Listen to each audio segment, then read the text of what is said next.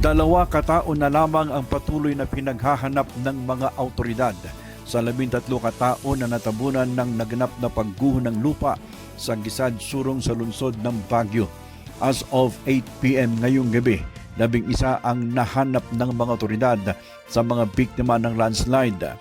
Sa kasawiang palad, 8 ang nasawi at 3 lamang ang naisalbang buhay.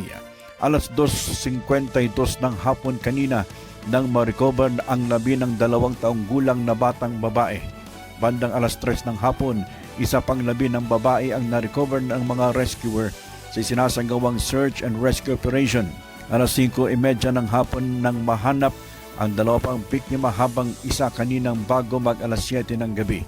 Himala namang nailigtas ng mga otoridad ang isang natabunang aso na alaga ng mga biktima na kahit papaano ay nakapagbigay ng saya sa mga rescuers na nagkukumahog na mailigtas ang iba pang mga biktima. Naganap ang pagguho bago mag-alas 8 ng gabi ng Linggo kung saan 3 bahay ang natabunan ng lupa. Agad namang nagsagawa ng rescue operations ang mga otoridad at nagpapatuloy hanggang ngayon sa kabila ng nararanasang malalakas na bugso ng ulan. Para sa mata ng Agila Northern Luzon, Leander Denver Garcia, matatag, matapang, matapat.